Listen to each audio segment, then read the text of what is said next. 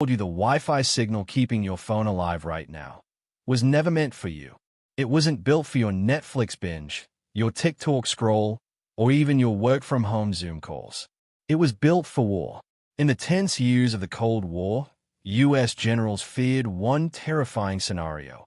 If the Soviets launched a nuclear strike, America's entire communication grid could be wiped out in seconds. No phone lines, no radio towers, no way to command bases or submarines scattered across the globe. That nightmare gave birth to Project NetWave, a top-secret DARPA initiative designed to keep military communication alive in the middle of Armageddon. What happened next was a chain of breakthroughs so powerful that today, they connect over 20 billion devices worldwide. So, how did a Cold War survival tool turn into the invisible glue of our daily lives? Stage 1. The problem. 1960s Cold War anxiety. By the mid-1960s, military leaders at the Pentagon were losing sleep over one thing: fragility. If the Soviets bombed a single key line, America's communication network could collapse like dominoes. In 1966, DARPA, the Defense Advanced Research Projects Agency, headquartered in Arlington, Virginia, was tasked with a bold mission: create a communication system that couldn't be taken down by a single strike. This system needed to be decentralized, flexible, and indestructible. A network that would survive even if half of it was destroyed. Stage 2. Enter the scientists. Late 1960s, DARPA turned to some of the brightest minds in the country. They brought in Dr. Robert Kahn at Stanford Research Institute in Menlo Park, California, and paired him with a brilliant young computer scientist at UCLA, Vinton Cerf. Their radical idea? Break information into packets. Instead of sending one continuous stream of data, they would chop it into tiny digital fragments. Each fragment could travel along a different route, weaving through the network like cars on side streets. Even if some paths were destroyed, the message would still arrive safely.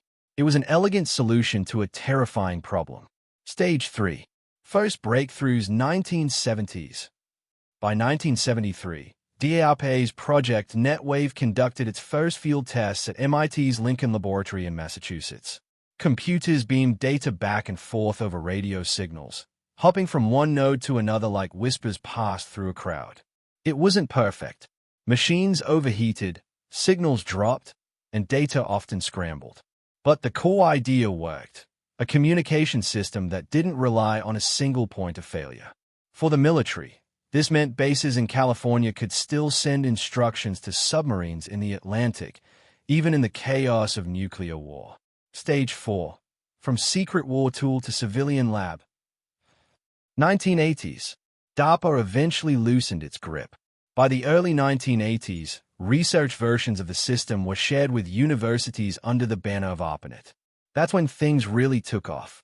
At Carnegie Mellon University in Pittsburgh and UC Berkeley in California, researchers began tinkering with wireless signals on unlicensed radio bands. They weren't just thinking about military survival. They were dreaming about connecting libraries, campuses, and eventually entire cities. This was a true birth of something that looked like Wi-Fi. Stage 5.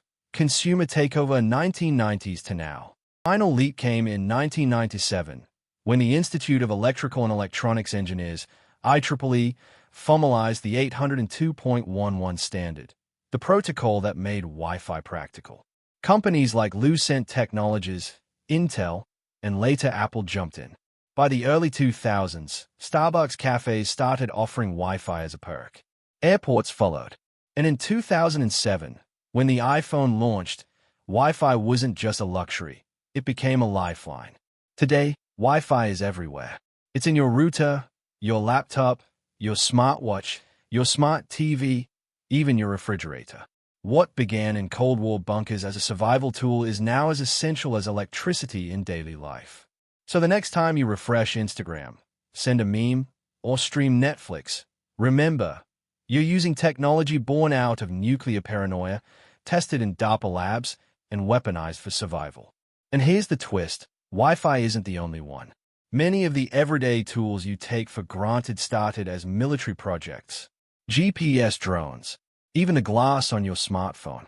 So ask yourself this: What DARPA experiment sitting in a government lab today will define your life 20 years from now?